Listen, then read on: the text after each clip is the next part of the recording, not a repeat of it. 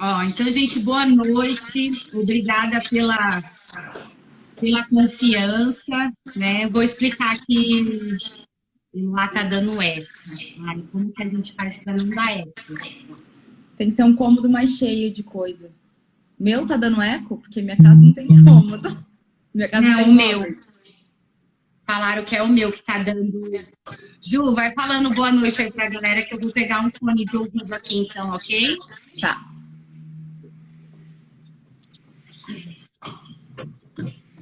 Tá dando pra ouvir direitinho o meu?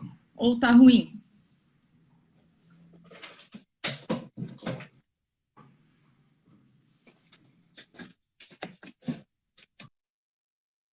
Deu ou não? Não sei se o pessoal tá me escutando. Tá. Ok. Todo mundo ouvindo? Melhorou agora o meu som? Tá bom, pra mim Ok. tá bom. Legal. Então vamos lá, gente. Ó, primeiro agradecer todo mundo pelo apoio que vocês me deram, pela divulgação desse evento. Diante do momento que a gente está passando, eu pensei como eu, enquanto educadora, enquanto cidadã, enquanto moradora de Parelheiros, né, poderia proporcionar para as pessoas algo melhor, poderia esclarecer dúvidas, conversar e afins. Então, assim, primeiro de tudo, muito obrigada a todos os meus amigos que me ajudaram para que isso acontecesse. Obrigada pela divulgação, obrigada pelos compartilhamentos, sabe? Eu procurei várias pessoas para que esse evento pudesse acontecer hoje e ele está acontecendo. Então, para começar, vou contar rapidinho como a ideia surgiu de fazer essa live com a Júlia. A Júlia é uma amiga minha, ela é médica, hoje ela é atuante no hospital de campanha da Covid do Pacaembu. E toda vez que eu tinha uma dúvida, toda vez que eu queria saber alguma coisa, eu sempre perguntava para ela, ela sempre foi muito solícita, muito bem disposta.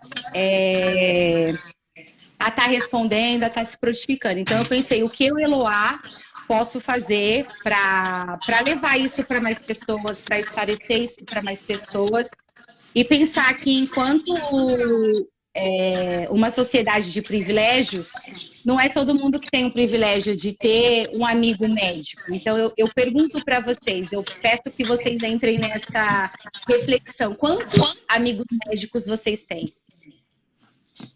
Quantos amigos médicos vocês podem ligar, vocês podem mandar um WhatsApp e essa pessoa te ajudar, te esclarecer, te acalmar?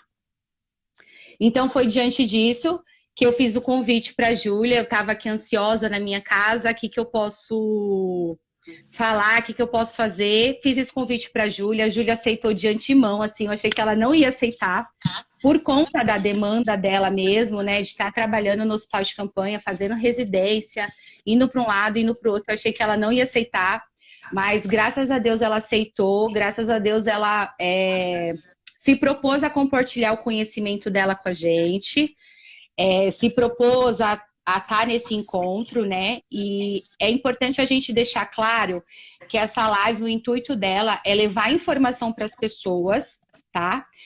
Levar esclarecimentos para as pessoas. Então, essa live, ela tem um único objetivo, que é orientação profissional. Nós temos uma médica falando com a gente, nós temos uma médica disposta a esclarecer, falar. Eu acho que é muito importante nesse momento de a gente desconfia da mídia, a gente tem insegurança se os números são esses mesmos, né? Se a emissora tal está falando verdade, se o deputado, o prefeito, presidente está falando. Então, vamos falar com quem realmente entende, vamos falar com quem realmente está disposto e quem realmente está vivenciando isso. Então, assim, Júlia, vou parar de falar.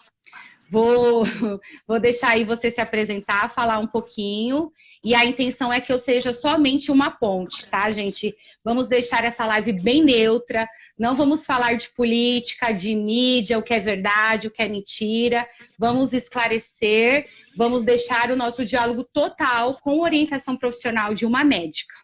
Júlia, com você. Bom, pessoal, boa noite. Meu nome é Júlia. Eu sou formada, esse já é meu 4º ano de formada.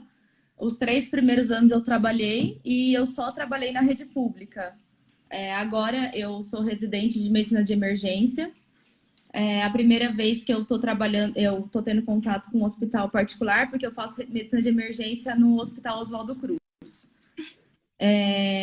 Mas então, assim, toda a minha experiência até hoje foi com o sistema de saúde, o Sistema Único de Saúde. Bom, Viva o SUS. isso. Então, bom, atualmente eu trabalho em pronto-socorros aleatórios do SUS e estou no Hospital de Campanha do Pacaembu. Quero Ô, dizer... Ju, fala pra gente como que você chegou até o Hospital do Pacaembu? Bom, pela residência, o nosso chefe da residência, toda residência médica, ela é sempre comandada por um médico, né? E o meu chefe que criou essa oportunidade para mim e para os outros residentes. Então, graças a ele que a gente conseguiu entrar nesse projeto, né? Nós estamos lá como voluntários da residência, né? Não simplesmente, é como se fosse um estágio da residência. Então, a gente está lá todos os dias. Praticamente foi através dele que a gente conseguiu mesmo. E antes de começar, eu queria só dizer que tem certas coisas que eu não posso dizer, tá? Porque existe o sigilo médico-paciente. E, enfim, bom, como a Elô disse, eu também não tenho partido, eu não tenho nada, e tudo que é dito aqui é como uma experiência minha, tá? Então, às vezes também posso estar dizendo coisas que outras pessoas não viveram. Acho importante a gente frisar isso mais uma vez, né? Tem uma questão legal, tem uma questão ética, tem as questões políticas também, e a gente tem que respeitar isso. Então, tem algumas coisas que a Júlia vai poder responder, tem outras que ela não pode, né? Todo mundo sabe que tem aí a ética, e a gente tem que respeitá-la e cumpri-la, né? Então, pessoal, eu vou pedir para vocês que estão entrando aí no ao vivo, para vocês fazerem assim. A gente já tem algumas perguntas pré-elaboradas, então a gente vai seguir um roteiro. Depois, nós vamos abrir para as perguntas ao vivo. Então, assim, se vocês puderem segurar um pouquinho a pergunta de vocês, para não ficar subindo aqui, deixar a gente meio confusa, para quando eu anunciar, gente, agora manda pergunta e aí a gente vai acompanhando aqui para a gente não se perder muito. Então, como se trata de informações que devem ser bem passadas, que devem ser bem respondidas e com muita clareza, eu vou pedir para que vocês não fiquem mandando as perguntas agora. Outra coisa que eu vou pedir para a gente ter, como que eu posso dizer? Ter uma devolutiva dos bairros que a gente está atingindo, das pessoas que estão vendo essa live, eu vou pedir para vocês que, por gentileza, vocês coloquem a hashtag e o bairro que vocês estão. Então, por exemplo, a Carol ali colocou, beleza, Carol, vai lá, coloca a hashtag o bairro que você tá. Alexandre, a hashtag e o bairro que você tá. Só para a gente ir vendo aonde nós estamos chegando. Gente de fora de São Paulo também, tá? Ah, legal. Pessoal do interior, né? Sim. Legal. Então, pode ser, gente, ok? Todo mundo ok? Então, vamos lá, Júlia? Bom, eu só queria começar a falar sobre uma introduçãozinha sobre o coronavírus, tá?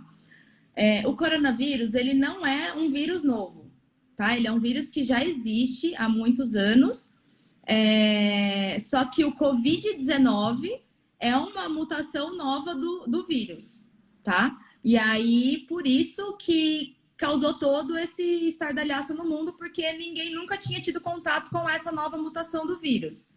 Mas o coronavírus em si já existia antes de tudo isso. Bom, eu acho que é basicamente isso. É uma coisa viral, não é uma coisa bacteriana. A gente tem que ter isso bem claro na nossa cabeça, que existem vários tipos de micro-organismos, né? E o Covid é uma questão viral, tá? Então, é basicamente isso. Tá, Júlia, vamos seguir o roteiro? Sim. Você já tinha vivenciado algo parecido na sua carreira? Não. Bom, eu acho que nem eu e nem acho que nenhum médico vivo Eu acho que parecido com isso, a última coisa que aconteceu mundial foi a gripe espanhola, que foi mais ou menos no comecinho de 1900. Nada nunca parecido que envolvesse tanta coisa, né? Envolvesse economia, política, saúde, educação. Eu acho que eu nunca vivi, eu acredito que todos os médicos atuantes também não. Tá. Ô, Júlia, qual que é a proposta do Hospital de Campanha do Pacaembu? Qual que é a situação do hospital hoje que você atua? Fala um pouquinho pra gente sobre o Hospital de Campanha do Pacaembu, que é a sua vivência, o que que você faz lá, quando você chega, qual que é a sua rotina, o número de pacientes que tem lá, qual o estado deles? Fala um pouquinho pra gente dessa sua rotina no hospital. Tá. Bom, o primeiro hospital, ele é da rede pública, né? Não tem nada a ver com particular ou uma questão de convênio, tá? É totalmente público. E aí, como funciona? O hospital de campanha, eu tô dizendo isso pelo Pacaembu, tá? Eu não sei a vivência do AMB, mas eu acredito que seja teoricamente a mesma coisa. Mas a minha vivência é somente do Pacaembu. Ele é um hospital fechado, tá? Não é porta aberta. O que a gente chama de porta aberta é qualquer um que aparecer lá, eu quero me tratar. Isso não existe, tá? Ele é um hospital que ele trabalha num sistema de regulação. E lá, depois eu vou explicar sobre essa regulação. Nós atendemos pessoas de leve a moderado, num estado leve a moderado da doença, tá? Nós não aceitamos casos graves, porque dentro do Pacaembu a gente não tem UTI, tá? Então, casos graves precisam de UTI. É claro que o paciente lá dentro, ele tá leve a moderado, ele pode evoluir para grave, a gente tem um respirador, a gente tem todo o procedimento para poder estabilizar ele. Aí, assim que ele é estabilizado, a gente coloca ele nesse sistema de regulação. Esse sistema de regulação, ele funciona para todo São Paulo. Praticamente para todo o estado de São Paulo. Então, é um sistema que chama CROSS, C-R-O-S-S. Sistema. E aí, eu entro, coloco o SUS do paciente. Então, o paciente obrigatoriamente tem que ter um cartão do SUS. Ele consegue tirar na própria unidade que ele deu entrada, seja numa UPA, seja num postinho, seja num pronto-socorro. No Grajaú, no Hospital do Grajaú é porta aberta, então lá também é uma das portas de entrada para os pacientes. Aí assim que ele deu entrada, o médico vai avaliar ele vai passar por uma avaliação médica. E aí ele vai determinar se aquele caso, né, consegue dar uma diferenciada entre grave, moderado e leve. Se forem, eles têm que ficar pelo menos no hospital de origem 24 horas, tá? Porque como essa doença ela evolui muito rápido, ele pode ser que ele chegue leve e ele evolua para grave em pouco tempo. Então, obrigatoriamente, ele tem que ficar no hospital de origem por 24 horas. Depois, põe nesse sistema de regulação. Lá no Pacaembu tem um médico regulador que lê todas as solicitações, tá? Que são muitas durante o dia. É praticamente impossível zerar essas regulações. E, enfim, aí a gente aborda ele no hospital de campanha. A partir do momento que entrou no hospital de campanha, o paciente não tem mais visita e ele não tem mais acompanhante. Tá? Também tem alguns fatores que não entram no hospital de campanha. Por exemplo, pacientes que estão fazendo quimioterapia, pacientes com tuberculose ativa, tem algumas coisas que não entram no hospital de campanha, pelo fato da gente não ser um hospital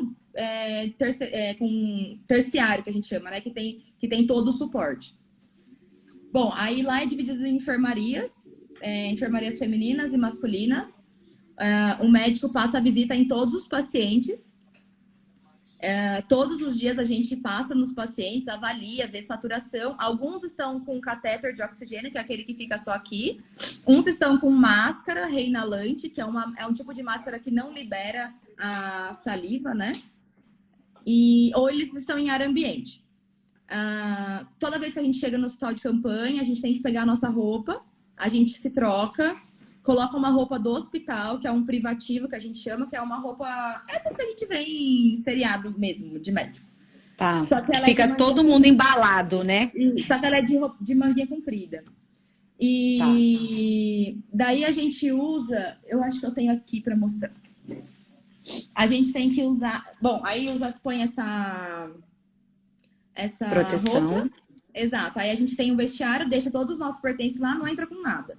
Aí a gente entra no estádio, né, que é no hospital, e a gente tem que... Aí a gente passa por uma sala de paramentação. Aí cada coisa que a gente põe, a gente tem que lavar a mão com álcool gel. Então, tipo, eu ponho a touca, aí eu lavo a mão com álcool gel. Eu ponho o capote, enfim. Aí Isso aí que eu ia perguntar pra você, porque assim, esses dias eu vi uma reportagem aí qualquer, aí mostrava a médica tirando. Toda vez que ela tirava, ela limpava e jogava. Lavar a mão. É verdade isso? É. Colocou um, limpa. Tirou. Sim. Outro. Sim. Entendi. Aí a gente, lá dentro, como lá corre risco de... Porque assim, o coronavírus, a gente pode usar a máscara. Essa foi minha mãe que fez. Mãe, obrigada. Usar... Não sei se ela fez ou se ela comprou, mas ela que me deu. Usar a máscara normal, porque o vírus, ele é transmitido por gotículas, que seriam falas, enfim, espirros, são gotinhas que a gente consegue ver. Tipo quando alguém dá uma babadinha em você. E então, assim, 2 metros de distância, eu não vou ter contato com... Eu posso estar aqui, uma pessoa a 10 metros com coronavírus, que eu não vou pegar. Então, por isso que essa máscara normal, ou aquela cirúrgica branquinha, né? Por isso que ela segura. Só que lá no hospital, como a gente tem alguns procedimentos e tudo, pode ser que o paciente evolua para a intubação, então a gente usa essa máscara. Inclusive, eu gostaria de pedir para as pessoas não comprarem essa máscara, tá? Que é a N95. No começo da epidemia, muitas pessoas compraram e acabou ficando hospitais sem a máscara. Às vezes, enfermeiros, fisioterapeutas, pessoas que fazem home care ficaram sem conseguir comprar máscara. Empresas pequenas de home care, contatos, né, que o hospital tem, ficaram sem. Então, eu gostaria de pedir para que as pessoas não comprassem essa máscara N95, porque não tem necessidade de usar ela em mercado, enfim, qualquer lugar que você vá. Bom, essa máscara, ela é estéril, por isso que ela vem, né, dentro do saquinho. Toda vez que a gente for por ela, a gente tem que abrir, e ali dentro é um lugar que a gente não encosta, né, porque é o único lugar estéril que vai estar em contato com a gente. Bom, a gente coloca no rosto, eu que uso óculos tenho que colocar um esparadrapo aqui, porque senão embaça o óculos. Coloca ela, aí a gente lava a mão, coloca o gorro, lava a mão, coloca o óculos, um óculos em cima desse óculos. É um óculos, eu não tenho ele aqui porque ele fica lá no hospital de campanha. É um óculos tipo de plástico. Aquele assim, de plástico grandão. Isso. Que inclusive é o óculos que você usa que tá naquela mídia que a gente divulgou para todo mundo. É daquele jeitinho que você trabalha todo dia. Exato. Aí depois você coloca a roupa impermeável. Depois você tem que colocar um propé, que é como se fosse uma meia em cima do sapato. E aí dentro do hospital, teoricamente, não tem comida, não tem, assim, para nós, né, para os profissionais, porque a gente está paramentado o tempo todo. Então é muito legal porque a segurança do trabalho lá é muito boa. Tá? Como eu vou repetir, estou dizendo isso do Pacaembu, que é a minha vivência, tá? Então, lá dentro, infelizmente, a gente não pode fazer muitas coisas. É meio que só cuidar do doente mesmo.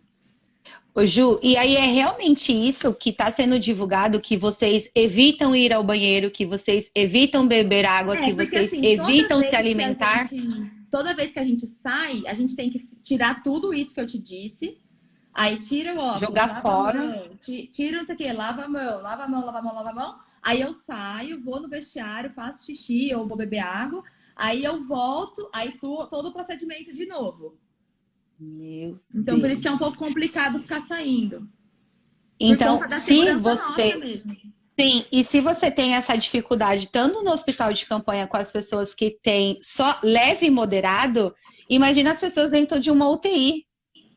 É que na UTI Tem também, mas é que às vezes tem alguns lugares aqui em São Paulo que estão usando aquele macacão, sabe? Que usava no Ebola. Sei, sei. Então o pessoal tá usando, que daí é só pôr e tirar, né? Que daí é Ok. bem tranquilo.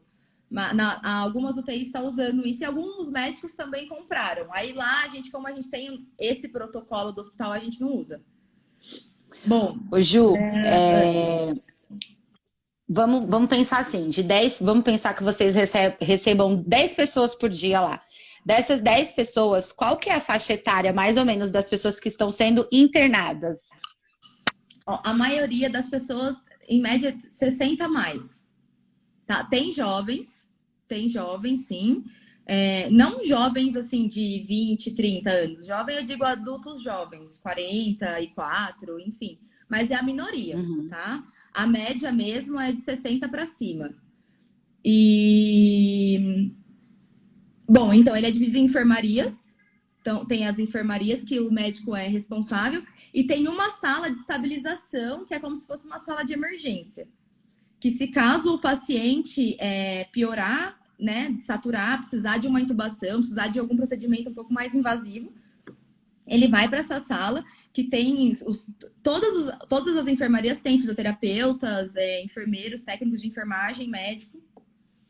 Aí ele vai para essa sala de estabilização. Se caso ele evoluir mal e evoluir para intubação, aí a gente coloca ele no sistema do CROSS para ele poder ir para um hospital que tem UTI. Tá. Às vezes Vamos pode falar até ser o desse. próprio hospital que ele veio, entendeu? Tá. Vamos falar desse cross aí pro pessoal entender, que nem você me explicou esses dias. Tá. Bom, o CROSS ele é usado para tudo, antes de existir o hospital de campanha, para a gente ter conexão entre os outros hospitais. Por exemplo, eu tô numa UPA, eu tenho uma vivência boa de UPA, que eu trabalho em UPA aqui. Eu tô numa UPA e tem um paciente que ele tem um infarto. Aí ele precisa fazer o cateterismo, né? Pôr as molinhas no coração. Lá eu não faço isso. Então eu ponho no sistema CROSS, o hospital que tiver vaga vai oferecer. Olha, manda ele pro, sei lá, pro HC, manda ele para tal lugar e a gente, pro Dante, enfim. E aí ele vai para esse hospital de referência do negócio que não tem na minha unidade.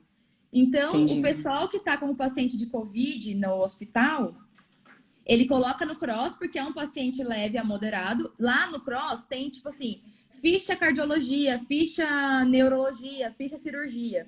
E agora tem uma aba nova, né, que criou, que é ficha síndrome gripal. Então, não necessariamente o paciente que vai lá pra gente, ele tem que estar com coronavírus positivo, tá? Muitos deles estão com coronavírus ainda suspeito. E agora está sendo organizado as enfermarias com, por exemplo, Covid já suspeito e Covid confirmados. Porque muitos deles, às vezes, vão para lá e não dá também confirmado, né? Entendi. Foi alguma outra tipo de alteração de gripe de algum outro vírus que ele teve. Não necessariamente Ô, Ju, coronavírus. você acha que os médicos eles estão preparados para enfrentar essa situação? Como que está a realidade de vocês? Como está essa questão de preparo, realmente de qualificação? Porque a gente vê que está contratando muita gente que não tem um profissional. Então, assim, você enquanto médica, o que você pode dizer? Vocês estão preparados ou não estão? Como que está sendo? Ó, em relação, vou dizer a parte médica, porque eu não tenho, infelizmente, vivência da enfermagem, físico, enfim. Ultimamente, eu vejo que nós médicos, assim, principalmente o pessoal aqui de São Paulo, que é onde tem mais convivência, estão estudando muito, tá? Sempre tem live, sempre tem reuniões, sempre tem aulas, porque assim, o Covid, o que hoje é uma verdade, amanhã pode não ser mais, tá? Então, Tá. assim, porque como é uma doença nova, a gente vai descobrindo coisas todo tempo, né? Então, hoje o que é uma verdade, amanhã pode não ser mais. E o que hoje é uma mentira, amanhã pode não ser mais. Então, a gente está Esclarece sempre pra gente estudando. essa questão aí que fala, o Covid é uma doença nova, mas o vírus existe há muito tempo. Por que um se refere que é novo, outro fala que é velho? Qual que é a diferença? Explica pra gente isso, por favor. O coronavírus, vamos pensar assim. A família coronavírus existe há muitos anos, tá? Muitos anos. E O vírus, por uma questão, não sei te dizer exato, porque ninguém sabe, sofreu uma mutação e aí com isso ele fez um subtipo desse vírus, entendeu? Então, assim, coronavírus é o nome do vírus e o subtipo é o Covid-19. Então, o certo é falar Covid-19, tá? Não coronavírus, porque coronavírus é uma coisa antiga. Do mesmo jeito, por exemplo, do H1N1. O H1N1, ele é uma doença que a gente já conhece há muito tempo. Por que a gente tem que tomar a vacina todo ano? Porque cada ano é um subtipo que tá atacando mais, entendeu? Uhum. Então, eu já tomei ano passado, não preciso tomar esse ano. Não, porque esse ano a vacina é diferente, é com outros subtipos de H1N1. Entendeu? Com outros subtipos da gripe. Então, por isso que a gente tem que tomar a vacina da gripe sempre. Então, é isso. O Covid, ele fez uma mutação, o coronavírus fez uma mutação que virou o Covid, e que é o SARS-CoV-2, que é o que a gente chama mais na parte médica, que eu acho que isso não é o que vem ao caso. Mas essa é a mutação nova. E é por isso que acabou dando essa repercussão toda, porque o nosso sistema é mais potente. E por isso que teve essa disseminação tão rápida. Porque ninguém conhecia isso. Então, assim, quando a gente nasce, a gente tem os anticorpos que vêm da nossa mãe. E aí, ao longo da vida, a gente vai conhecendo os bichinhos que vão entrar no nosso corpo. A gente fica doente, a gente não morre, a gente cria imunidade sobre isso. Então, como o Covid ele é uma coisa nova, ninguém tinha essa imunidade. Então, por isso que todo mundo... por isso que ele teve esse estardalhaço mundial, porque foi passando de um para outro, ninguém tinha imunidade, e aí, então, você não tinha como não pegá-lo. Entendeu? Uhum. Ô, Ju, os jovens, tô sendo muito né? prolixa. Pessoal, respondam. Vocês estão conseguindo entender a Júlia? A linguagem dela tá clara? Vocês estão conseguindo absorver aí as informações? Tá ficando claro?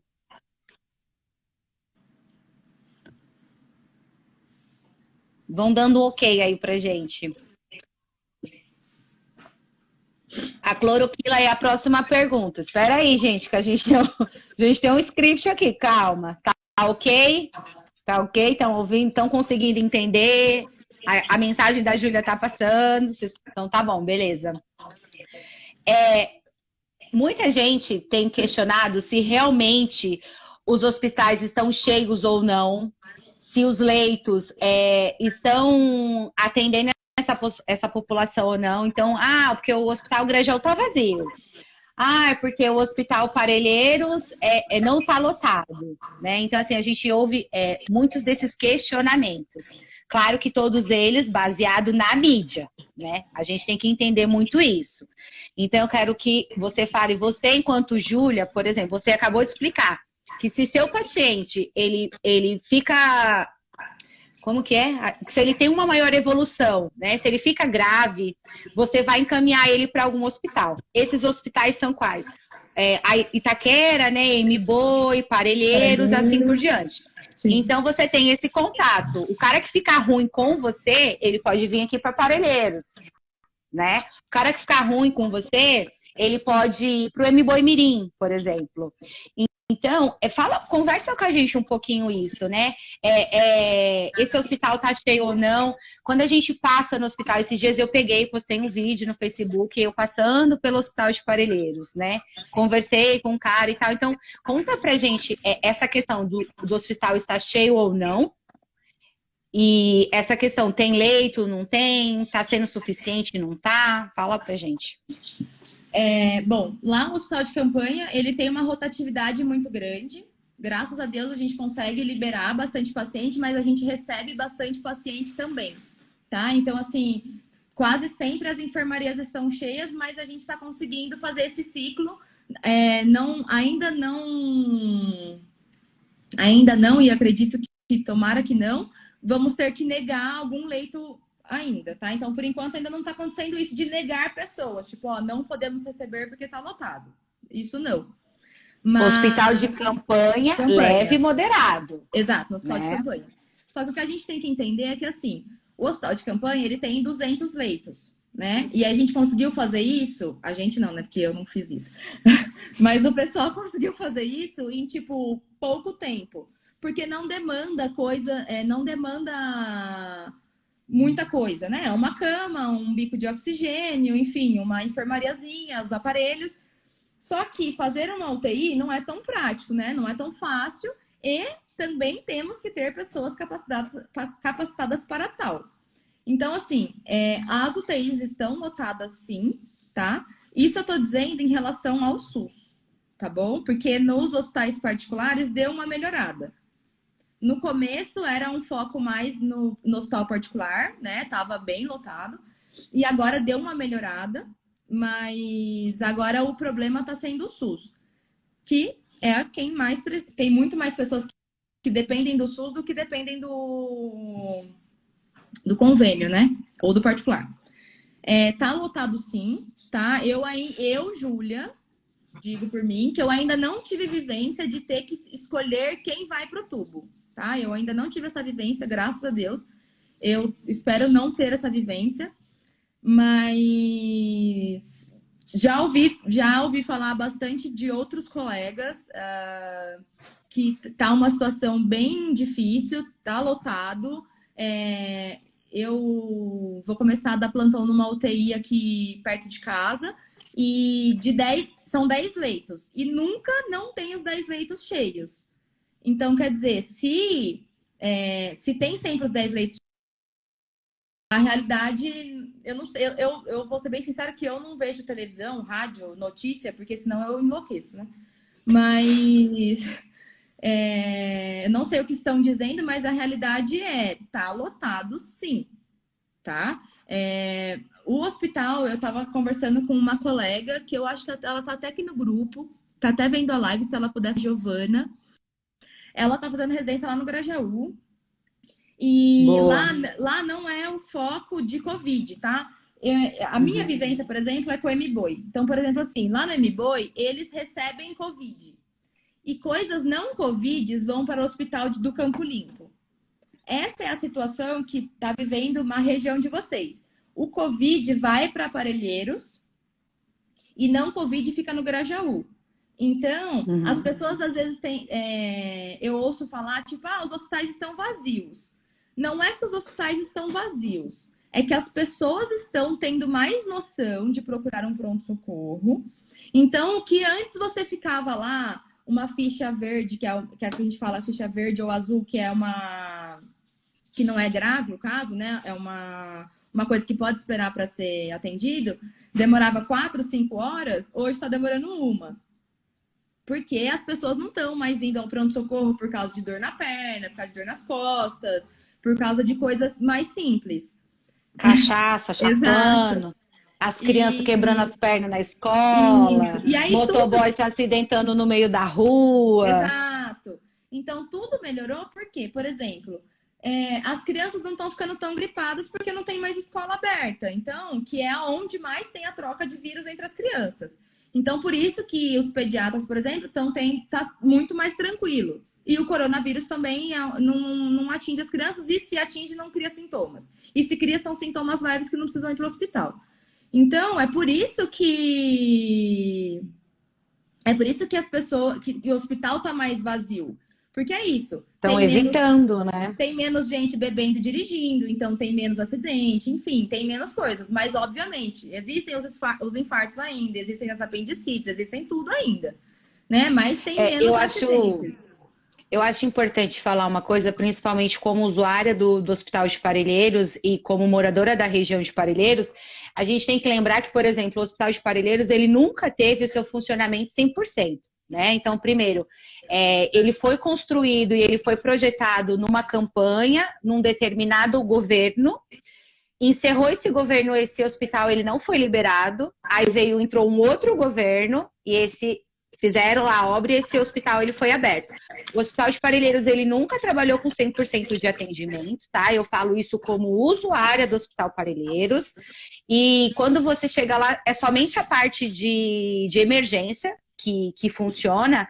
E uma coisa que é importante a gente falar, como ele nunca teve 100%, ele nunca teve preparado para tudo.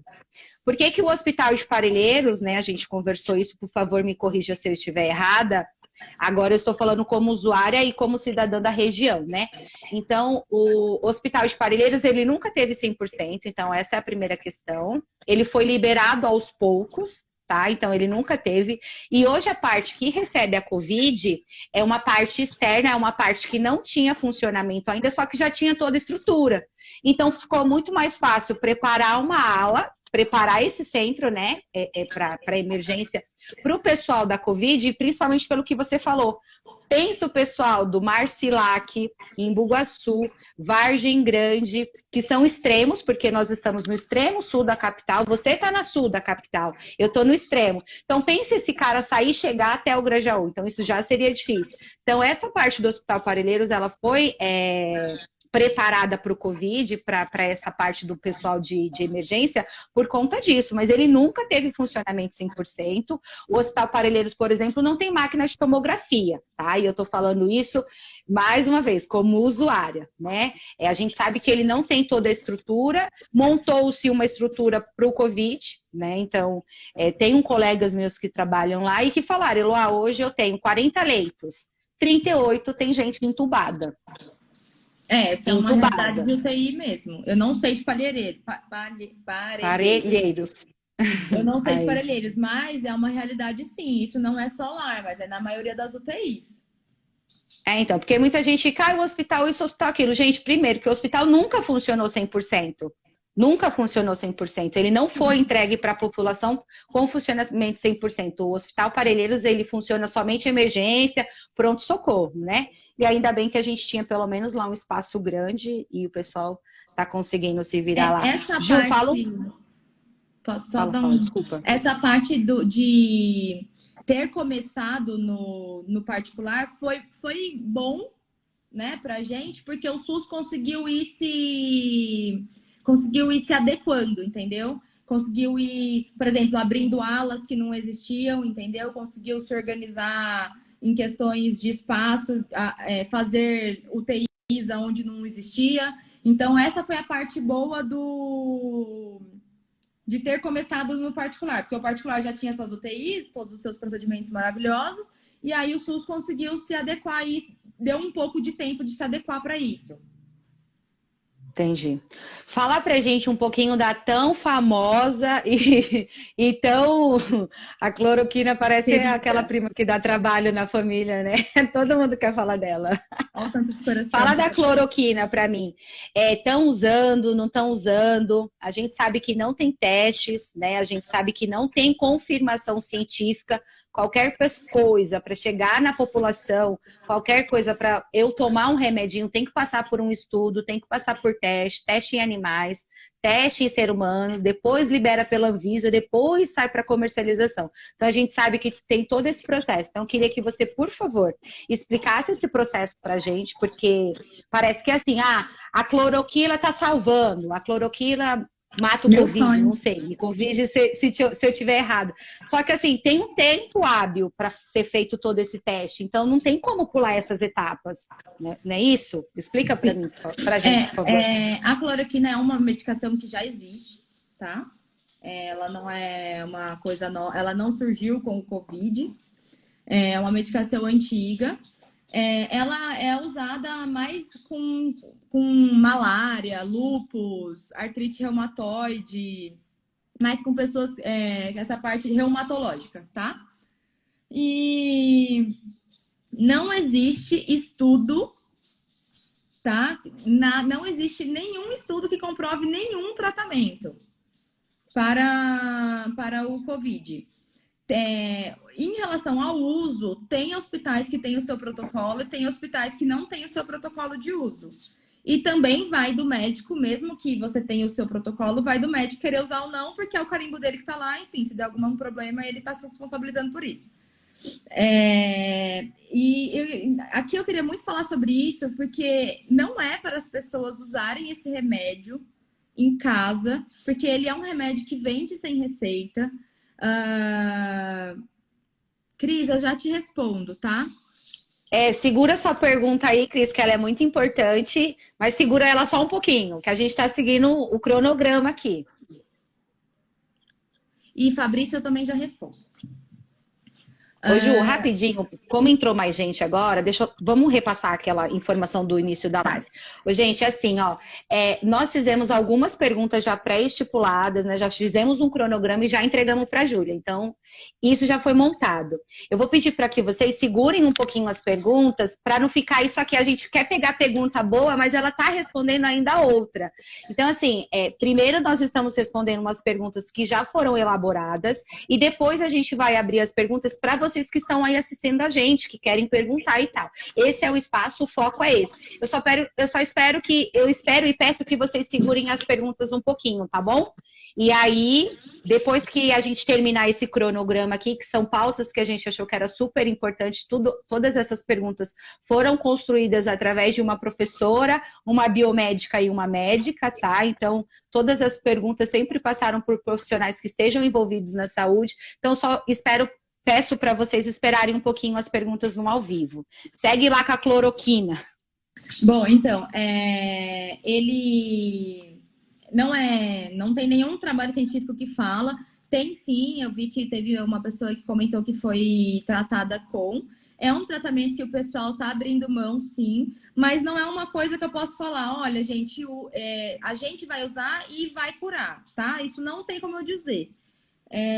Como eu estava até conversando com uma amiga médica hoje também, tratamentos virais são muito complicados, tá? Muito. A gente tem esse exemplo, por exemplo.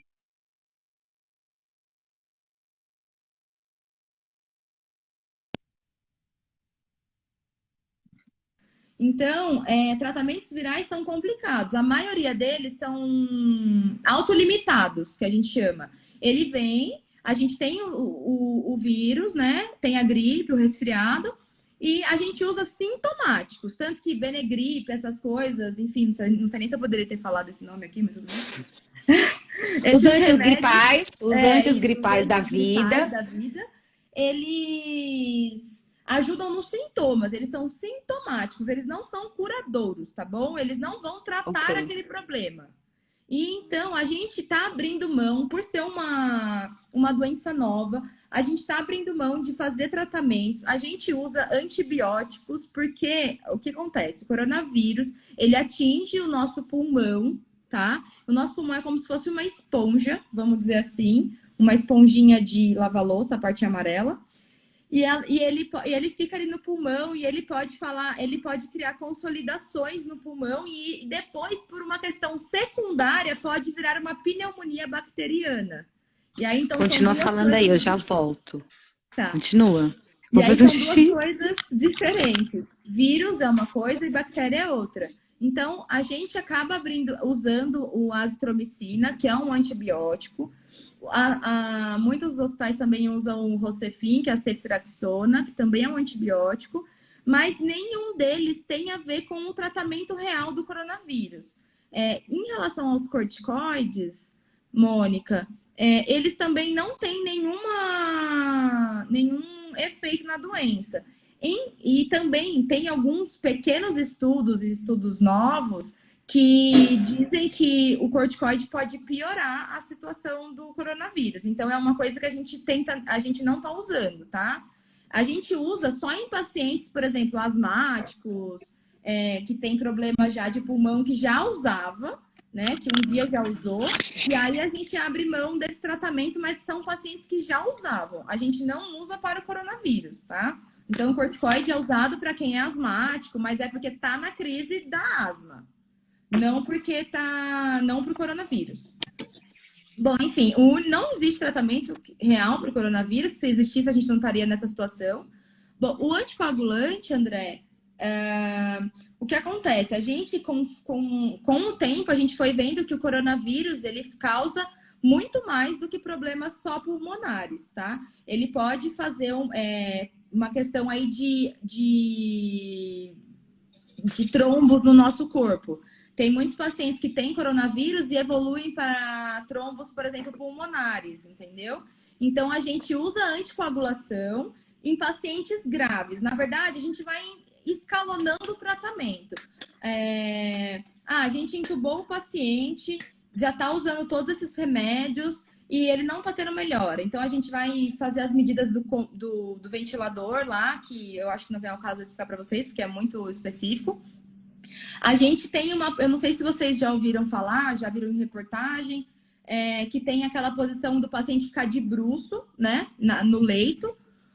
Então a gente vai escalonando, a gente vai tentando, abrindo mão de coisas, mas como eu disse, não tem nenhum tratamento eficaz. A gente a ivermectina não está sendo usada, tá bom?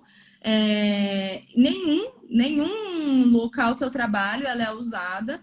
Eu, na verdade, eu não sei nem de onde surgiu esse negócio de ivermectina e de Anita, né, que é o albendazol, eu não sei exato. Esses remédios são o quê? Antibióticos? Não, são remédios para... A ivermectina é para sarna. E a Anita, que é o albendazol, é para verminose. Tá. Ô, Ju, são agora 7h48, então nós temos aí uns 12 minutos. A gente falou bastante. Então, o que eu quero de vocês aí que vocês estão em casa? Primeiro, duas coisas. A gente vai abrir para as perguntas ao vivo, porque senão daqui a pouco a gente não vai interagir com quem está assistindo, certo? E segundo, se vocês quiserem, a live vai acabar.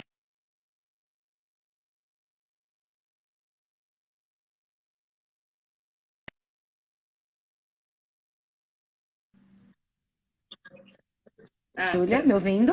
Tô. Deu uma travadinha aqui. Então, eu quero saber se vocês quiserem que a gente continue. Se você tiver disponibilidade, Júlia, a live acaba e a gente volta, pode ser? Pode.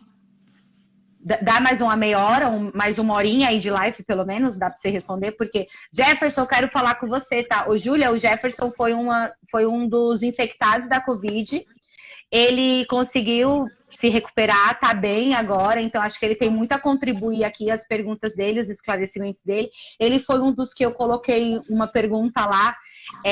Jefferson, se você puder colocar a sua pergunta aí, aquela pergunta que você falou com relação a pegar as pessoas que já foram infectadas, usarem elas para... eu não sei falar muito bem, desculpa. Eu vou pegar a pergunta dele aqui. Mas é isso, gente. Vamos abrir as perguntas ao vivo agora.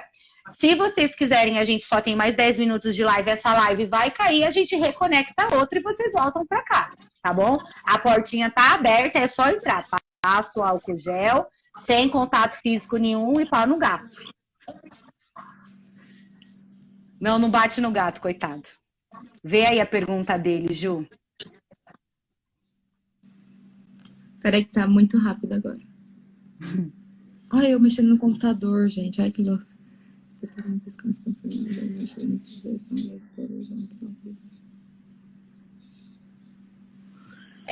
Assim, sobre o hospital de campanha, a gente tá separando, tá? Inclusive na enfermaria que eu tô, é só confirmado. São só casos confirmados, mas o que acontece? O Covid, a gente confirma pelo swab, né? Que a gente faz o swab nasal e oral. Ele demora um tempo para sair, mas ele tem algumas coisas que são muito típicas. Então, a gente já consegue ir dando suporte para esse paciente antes do resultado sair. Lá no hospital de campanha, teve uma pergunta aqui que acho que perguntaram se lá faz os exames, né? No hospital de campanha faz todos os exames de sangue, faz tomografia, ultrassom e raio-x. Claro, embasados todos no Covid, né? Mas como eu disse no começo da live, não sei se todos escutaram, o hospital de campanha não é porta aberta. Então, você não pode ir lá e falar, oi, quero vir fazer o teste. Isso não existe, tá? A gente consegue fazer o teste para pacientes internados. Mas, geralmente, eles já vieram do local que eles estavam com o teste colhido já. Gente, mandem aí as perguntas de vocês. Essa é a hora. Cris, tenta retornar aquela pergunta que você tinha feito. A Cristina é professora de Ciências Biológicas, né?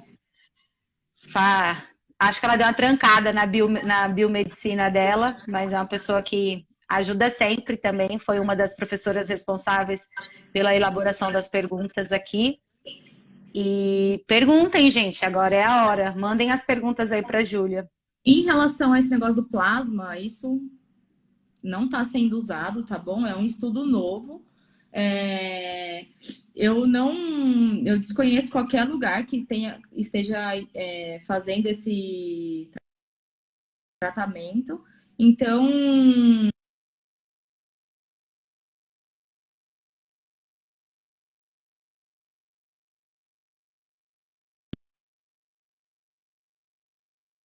então, aí Então, a ideia é mais ou menos essa. Você dá o plasma, né, do paciente infectado que já tem o IgG, que é o anticorpo.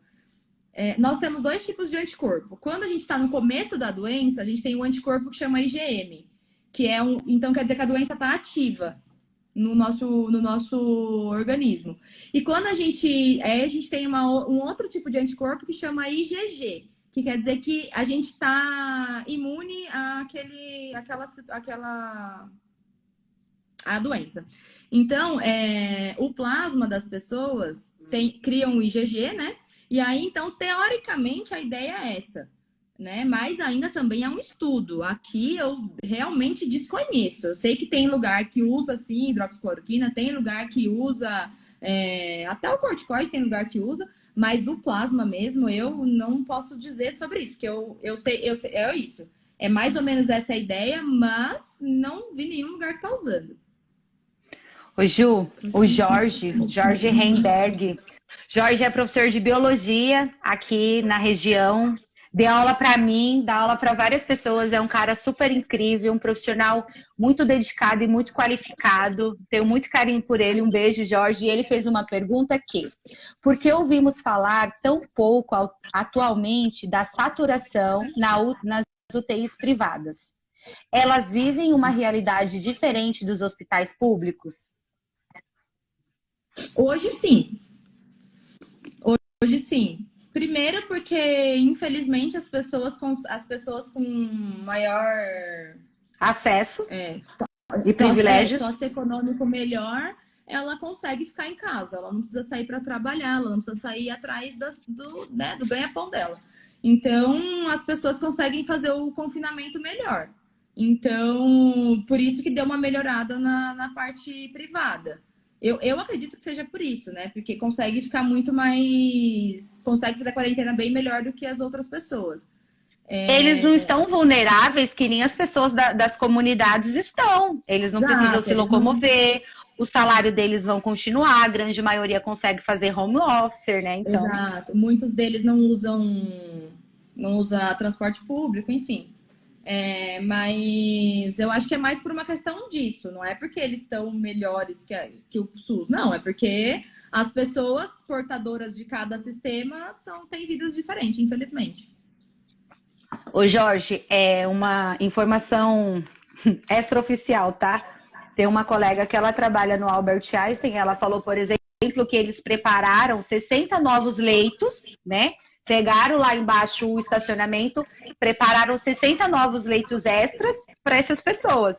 Eles estão mandando o funcionário para casa embora descansar porque não tem gente. O hospital particular ele tá mais tranquilo mesmo. Em relação ao Covid, né? As outras coisas, enfim, a vida que segue. Aqui está perguntando sobre os pacientes vai lá. no hospital de campanha, se eles não tem visita mesmo, tá? Como eu disse, ninguém entra lá sem estar com toda essa paramentação. Desde as pessoas do administrativo, dos auxiliares de limpeza, técnico de enfermagem, todas as pessoas estão vestidas como eu estou. Então, lá não entra ninguém sem ser o pessoal da produção, né? Só que todos os dias, depois que eu evoluo todos os pacientes, eu entro em contato com a família, tá? Eu ligo, os pacientes que eu vi, né? Eu ligo, oi, fulano de tal, tô aqui com o fulano de tal, ele evoluiu bem, ou olha, hoje ele não tá mais tão bem, eu vou ter que mandar ele para sala de estabilização, enfim, a gente dá todas as informações. E também tem um pessoal que está disponível para fazer uma videochamada. É bem legal, bem fofo. Enfim, mas... Tem algum tipo de trabalho voluntário no hospital de campanha do Pacaembu? Não. Tem em relação à mão de obra da saúde mesmo. Entendi. Tipo, por exemplo, eu queria me voluntariar para. Eu não sei também como funciona, tá? Que essa contratação é feita pelo Einstein, mas eu acredito que deva ter alguma parte voluntária, assim. Por que Entendi. não pegar Não, só alguém para saber, no hospital de campanha não tem nenhum trabalho voluntário. Porque eu pensei Não, assim, poxa, eu poderia lá me não. candidatar, me voluntariar e vou fazer a parte da comunicação com as famílias. Que eu acredito que eu saiba, não. Porque todos Tá. esses hospitais de campanha, eles não são feitos literalmente pela prefeitura, né? Eles são feitos por algum órgão, né? Alguma OS, alguma organização. Com aquilo. Tudo bem? Antes de mais nada, Deus abençoe. Fui diagnosticado com Covid, fiquei internado na UTI. Porém, não estou curado e estou bem. Mas minha dúvida aí não consegui pegar o resto da pergunta. Jefferson, se você puder, você pode complementar aí a sua Eu pergunta, por também favor? tentei ler, não dá pra ver. Bom, enquanto isso eu Ela vou ficou respondendo. cortada. Tem possibilidade do Covid-19 infectar novamente o indivíduo que foi curado? Então, se Tá. caso, como é uma doença nova, já teve casos, né, mundiais de reinfecção, mas que muito provável foi uma nova mutação do vírus. Deu para entender? Ficou claro? Acho que sim, né? Então, assim, você vai pegar uma nova mutação do Covid. Como, por Ou exemplo, seja, o Covid que você pegou a primeira vez não é o que você vai pegar a segunda vez. é que nem a dengue. Se a pessoa teve Uhum. dengue 3 vezes, não é a mesma dengue que ela teve. Tipo, a dengue tem... Isso não tem muita relação. Não é que não tem relação, sim, mas assim, não é fidedigno. Eu tenho uma tomografia ruim, eu estou ruim, pior. Não. Tem pacientes que têm tomografia bonita e estão piores. Bonita. Como explicar o aumento exorbitante de mortes por doença pulmonar?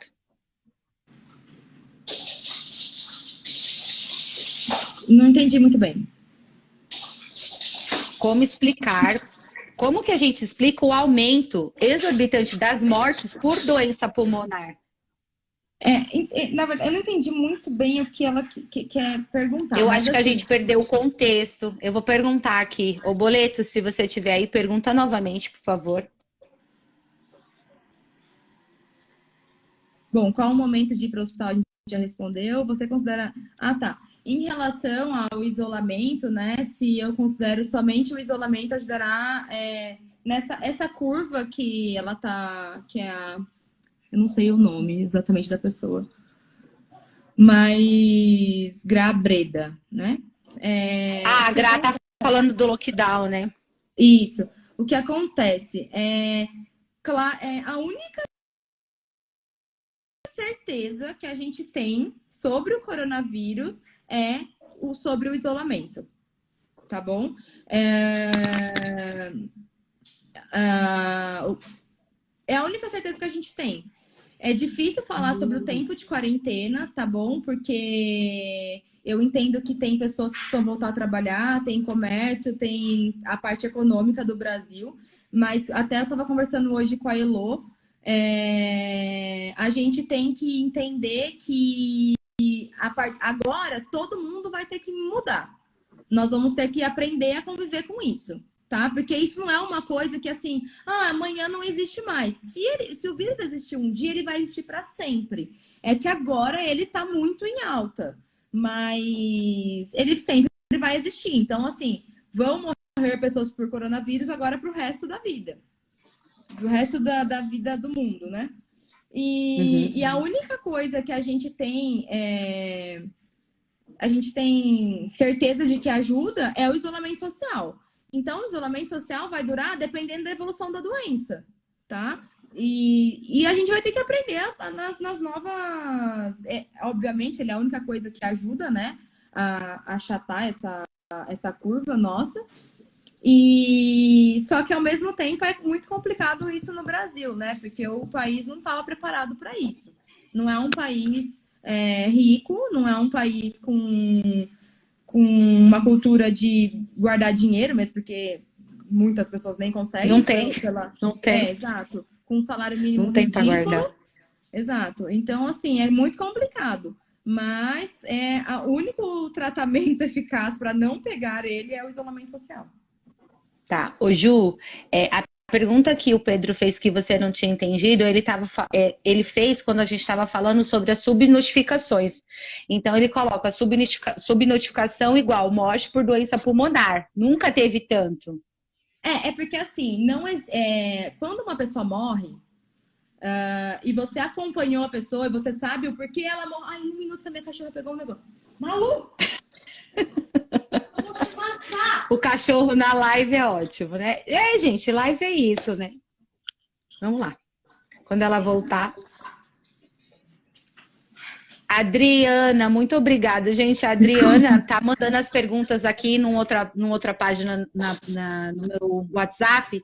E aí, como a live vai subindo as perguntas e a gente se perde, ela tá mandando. Muito obrigada, tá, Adri? Se você puder continuar nessa função aí, eu agradeço. Então, vamos falar lá sobre as subnotificações e a relação com as doenças, as mortes, né? O que acontece? Quando uma pessoa morre e o médico, por exemplo, do pronto-socorro não sabe a causa da morte, tem um centro que chama SVO, que é onde a gente manda as pessoas para fazer aquela autópsia que a gente vê em filme, né? E aí, por exemplo, quando uma pessoa morre de acidente, uma causa que não é natural, um acidente, sei lá, um suicídio, um homicídio, ela vai para o IML. Então, são 2 tipos de coisas que fazem autópsia. Com essa situação do coronavírus, os SVOs da cidade do Brasil estão fechados. Então, não existe...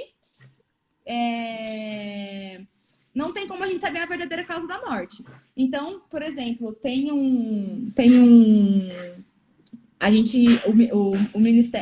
o governo de São Paulo fez um jeito para os médicos se respaldarem, né? Como preencher esse atestado de óbito, porque eu não posso mais mandar para o SVO. Então, eu tenho que preencher esse atestado de óbito. E, então, a gente coloca lá alterações, a causa da morte, tipo insuficiência respiratória sem causa, e aí embaixo, coletado o exame do Covid. Se a gente já tem esse Covid positivo, a gente coloca como Covid. Mas se a gente não tem esse Covid positivo, a gente coloca como insuficiência respiratória. Então, por isso que aumentou. Porque a gente não tem essa controle, né? Não tem mais. Exato. Entendi. E eu não sei se todo mundo sabe, mas realmente isso é verdade, de que é caixão lacrado, as pessoas, infelizmente, não têm como se despedir do familiar. É uma coisa muito triste, que está sendo uma das piores partes que está sendo na minha vida agora. Mas exatamente porque assim, o coronavírus ele é disseminado até pelas fezes, né? Então, quando a gente faz uma autópsia, quando tem quando a pessoa vai a óbito, tem muitas secreções. Então, por isso que não está mais realizando o SVO. E por isso que a gente está tendo que colocar como insuficiência respiratória e interrogar o Covid, né? Porque foi coletado. Aí, quando sai o resultado do Covid, a gente coloca que foi um óbito por Covid. A Juliana está perguntando, então, se os números eles ficam subnotificados. Olha, agora você me apertou nessa pergunta. Eu não sei se eles ficam subnotificados, mas eu acredito que quando sai o confirmado, ele entra no grupo de óbitos confirmados, porque tudo isso não é uma pessoinha que faz, eu vou esconder isso, entendeu? É um sistema. Então não tem muito como porque você... Ela falou assim que a pergunta dela já tinha passado. Ela falou assim, quando chega o resultado e a pessoa já faleceu, esses números são computados, né? Que foi o que você acabou de explicar agora, né? Isso. Eles Entendi. são computados. A Jane está perguntando se faz autópsia nas pessoas com Covid ou não é necessário. É isso que eu estava explicando agora. Não faz. Não faz por questão de poder disseminar mais o Covid, entendeu? Então, não é feito. Porque você pega um organismo que está infectado, você pode infectar o profissional que está ali e isso, né, aumentar maior os números, né? Entendi. Então, é um método de contingência mesmo. Vamos ver mais perguntas. Você consegue ver as perguntas aí? Eu só queria... Acho que é uma pergunta que bastante gente está perguntando. Eu quero só pôr aqui. Sobre o ministério que eu te falei. Infelizmente, o nosso país né, não tem censura, né? Então tem um monte de gente falando merda e tem um monte de gente falando que não deve. A gente tem que criar um filtro sobre essas informações. E eu acho que o melhor lugar para a gente ter as informações é no Instagram, por exemplo, do Ministério da Saúde. Eu estava falando hoje com a Elô. Todos os dias eles postam, eu vou mostrar aqui para vocês. O Ministério, né? A página do Ministério da Saúde. Eles postam várias dicas e todos os dias eles postam, por exemplo, isso daqui, ó. Que é uma atualização aqui, né? No caso, no dia de ontem. Os números de confirmados, números de óbitos, os que estão em acompanhamento e os que já se recuperaram. E aqui, tá vendo? Ó, o pessoal perguntou. Números de óbitos em investigação, que é isso, que tá aguardando sair o resultado do exame, tá? Entendi. E aqui, sempre são duas folhas, são duas fotos postadas, tá? Aqui, ó, tá aqui, ó. Casos confirmados, quantos novos casos no dia. Então, aqui, por exemplo, teve 7.025 óbitos confirmados e no dia 3 tiveram 275. Eu acho que o dia 4 foi o dia 2 foi o dia que mais teve óbitos, que foi 425, se eu não me engano. Não, 421 óbitos em 24 horas. Enfim, então é bem legal, dá para acompanhar, que ele também coloca sobre os estados, enfim, é bem legal, né? Os de maior gravidade, ó, nós aqui, primeiro. Enfim, é bem legal é legal acompanhar, tá? E também tem várias dicas. Eu sei que tem pessoas aqui que não gostam, sei lá, também não sou muito a favor de quem tá lá, mas enfim, não é bem ao caso. Mas é um lugar que tem as orientações boas, tá bom? Tá. Vamos mais aqui, pergunta, deixa eu ver. Eu tô tendo um assistente aqui, ela pega as perguntas e me manda aqui, então tá bem fácil. Ó, vamos falar um pouquinho, doutora, com a comorbidade relacionada ao sistema respiratório é mais perigosa em relação à infecção por Covid do que do sistema cardiovascular? Tá, mas eu entendi mais ou menos. Eu li certo. Comorbidade. Eu não sei como tá escrito, mas eu entendo mais ou menos o que... Todas as pessoas que têm alterações cardiovasculares, elas têm mais predisposição a terem doenças pulmonares. Por exemplo, o COVID. Vou reformular isso que eu disse. O maior grupo de risco são pessoas cardiovascular. Eu acho que fica meio formal demais para a gente falar. Mas são pessoas que têm, por exemplo, diabetes, hipertensão, tá? E então elas são pessoas mais predispostas a ter. Só que o que eu mais estou vivendo é a obesidade, tá? Eu acho que é um dos mais acometidos. Tem muita gente que não tem diabetes, hipertensão, mas é obeso. Então, o obeso, o que acontece?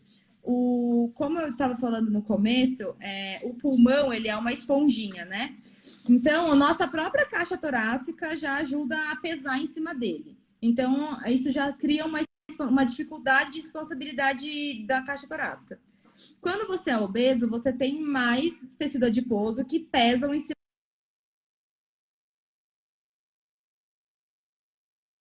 desse pulmão.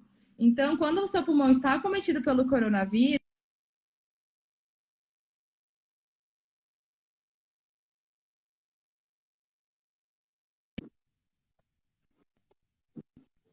também gestante, que não vem ao caso porque é muito difícil ter gestante também, porque gestante é jovem. Mas coisas que dificultam a expansibilidade da caixa torácica, e a obesidade é uma delas. Então, eu acho que assim, o que mais está pegando mesmo, além da pressão alta e do diabetes, é a obesidade. E também o que acontece? Em relação à hipertensão, tem um remédio que é muito usado aqui no nosso país e usado fora, que é muito bom para tratamento de hipertensão, que quem usa ele tem mais... Ai, eu não sei como dizer de um jeito fácil, mas assim, tem mais chance do vírus se replicar, tá? Tem mais chance do vírus se replicar. Então, assim, quanto mais carga viral você tiver, pior você vai reagir. É que nem, por exemplo, um HIV. O paciente que está HIV controlado, ele tem uma carga viral bem pequena. Então, quanto maior a carga viral, mais a doença está ativa no seu corpo, né? Então, assim, o remédio, ele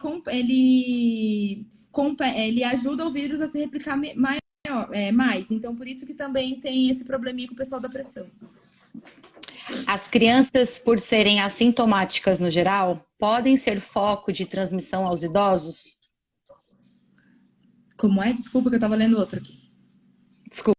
As crianças, por serem assintomáticas no geral, podem ser foco de transmissão aos idosos? Com certeza, com certeza. Lá no hospital de campanha eu tô vivendo muito isso, dos senhorzinhos falarem, ai, doutora, mas eu não saio de casa faz X dias. Aí eu sempre pergunto, mas os seus netos, estão te visitando? Estão. Então, assim, as pessoas, o grande problema, eu acho que isso, principalmente até aí no Grajaú, em Parelheiros, que está acontecendo, é isso. Os jovens, eles não podem não ter sintomas, só que eles são um veículo do vírus, né? Infelizmente. Ô, Ju, fala um pouco pra gente dessa questão do assintomático, porque assim, com os colegas que eu tô falando da área da saúde, fala que esse número de assintomáticos está muito grande, isso está muito assustador. Por que que antes a gente tinha uma doença que tinha todas as características, tinha todos os sintomas, e agora o cara tá levando o vírus e a pessoa não tem mais os sintomas? O vírus, até ele chegar aqui no Brasil, ele sofreu várias mutações, ele sofreu várias mudanças, né? Então, eu posso dizer que às vezes ele tá um pouco mais fraco. Acho que essa seria uma boa explicação.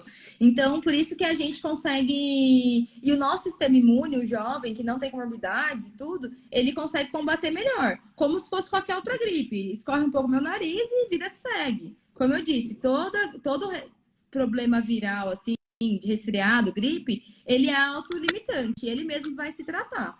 Então, muitas pessoas têm o coronavírus, não necessariamente ele tem que vir, te deixar ruim, oxigênio, morte, não.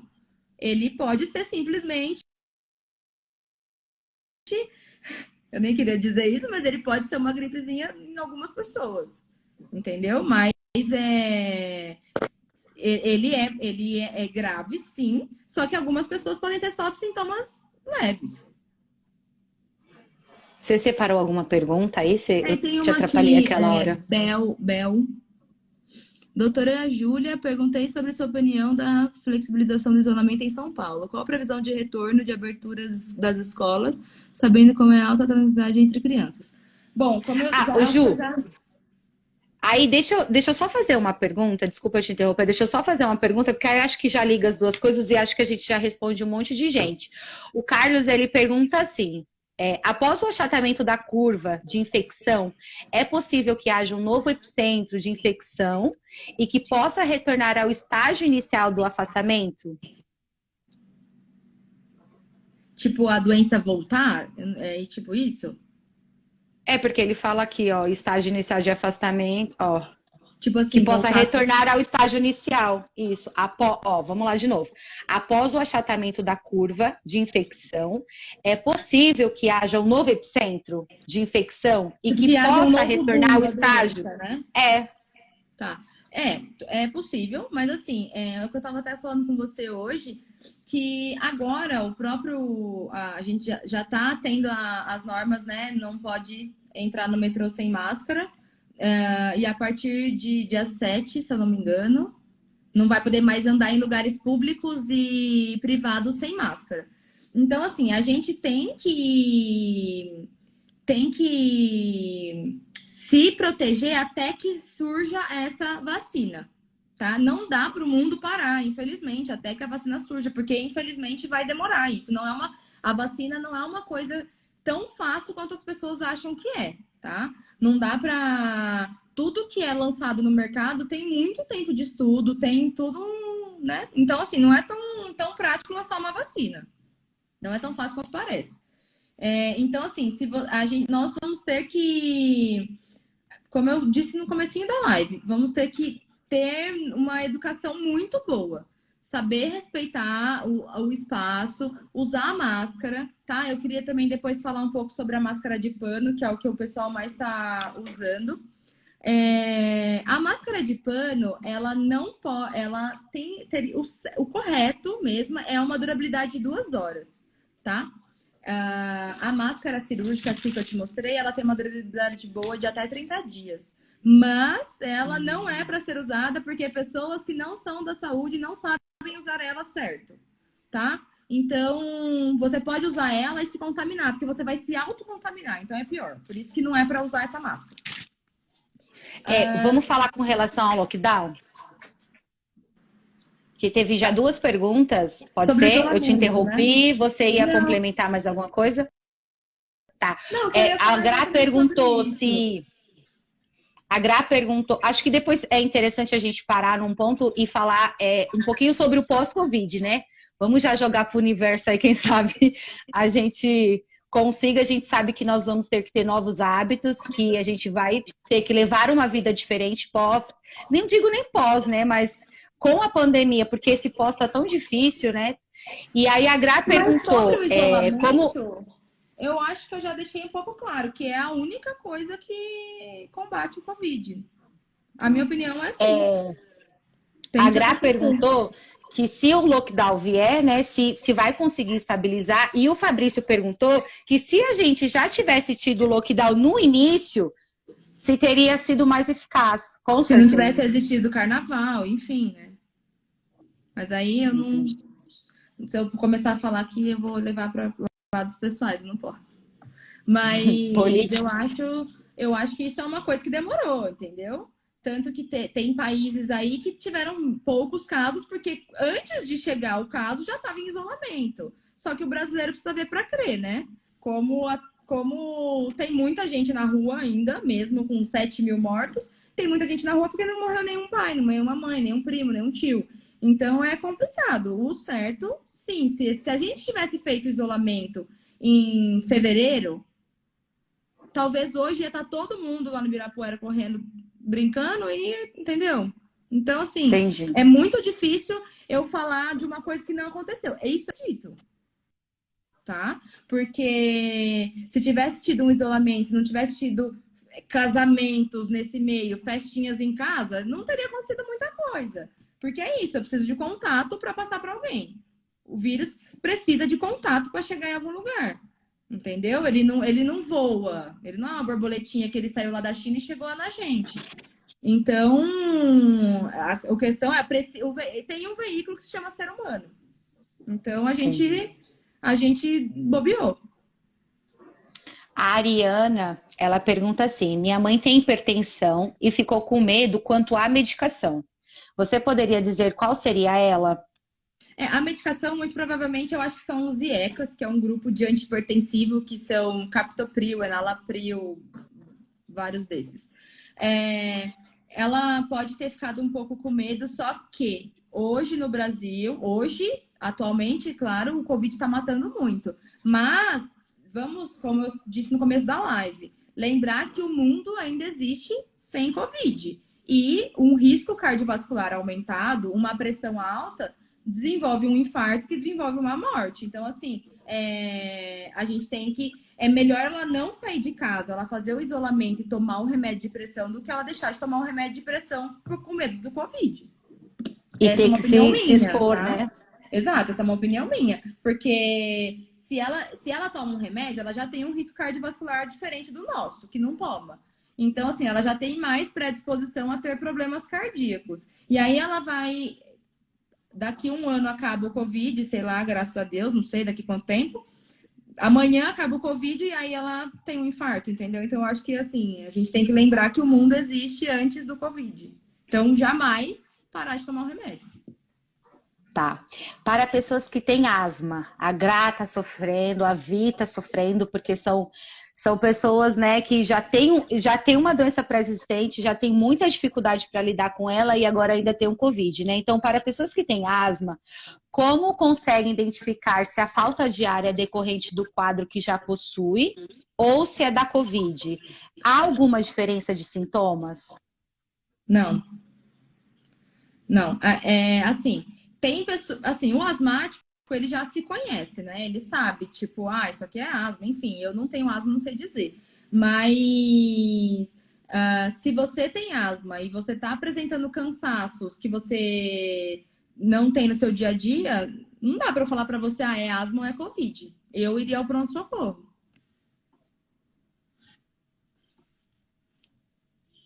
Mas lembrar que o uso de bombinhas continua, tá? Não é para parar.